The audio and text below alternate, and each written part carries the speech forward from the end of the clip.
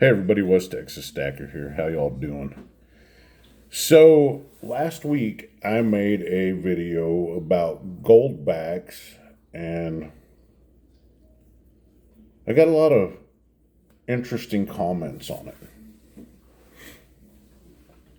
Most of the comments had to do with using them for barter. And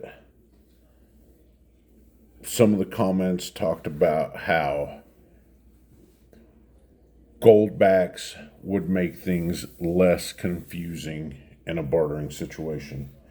That the majority of people don't understand silver, therefore they would be confused and they would be able to understand goldbacks better.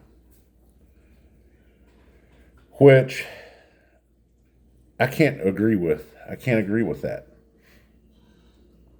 Um, I think people would look at the goldbacks, general non knowing people would look at the goldbacks and be like, what the hell is this? Whereas if it came down to it, and I say if it came down to a bartering situation, they could look at a 1 gram bar of gold and use that for trade. Or they would be more willing to accept that for trade.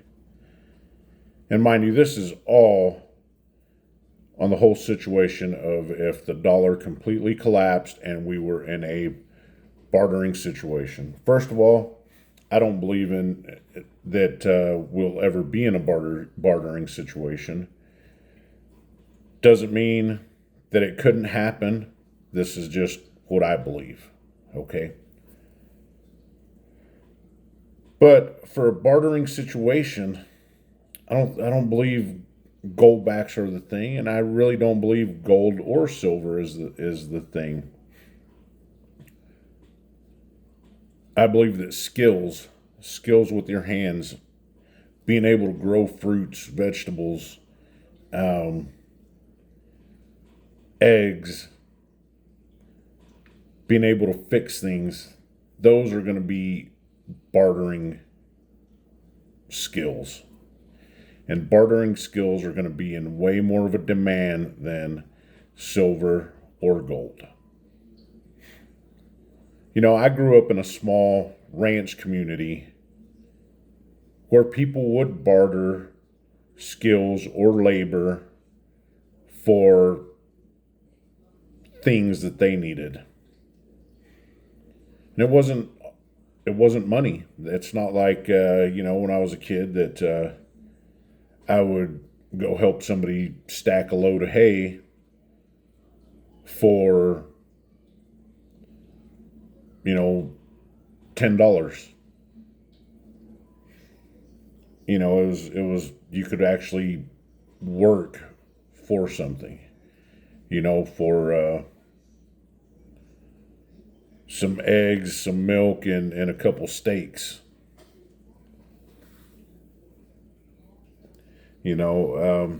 There used to be an old convenience store where I lived, kind of on the heading out of town and towards this lake.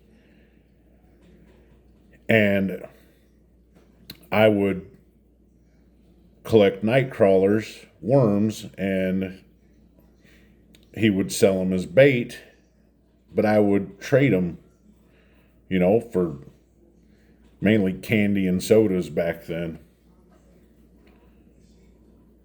I believe that's, if it came down to it, that's what the bartering situation would be in the beginning.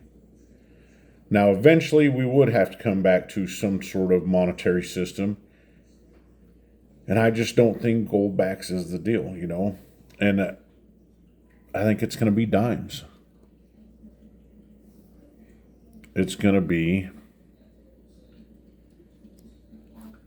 Mercury dimes and Roosevelt dimes.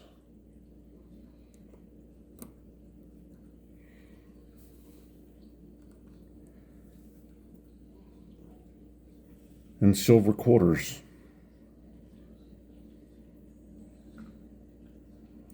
That's what I believe bartering is going to come to eventually. And people make the argument, oh, well, are you going to barter a $3,000 an ounce gold coin if you only need $200 worth of stuff? Well, no, I'm not. That's why you buy fractional gold, right? And any way you want to shake a stick, that fractional gold bar, the premium is not going to be nearly as high as it's going to be on a gold back.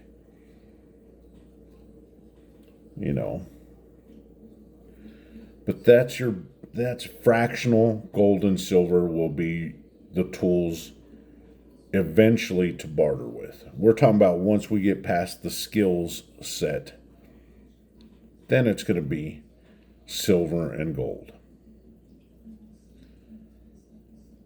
Not some kind of newfangled foiled gold paper. It's going to be coins and bars. That's it. You get some people that push things. I wasn't going to bring it up if you made it this far in the video, but the big silver squeeze that happened, it was a marketing ploy. It was just a marketing scheme to get people to buy silver. That's it. I don't think it did anything for the price or manipulated it in any way, shape, or form. There are groups that push for certain things, and a lot of people buy into it. Keep your mind open. Stay focused. Remember what silver and gold really are.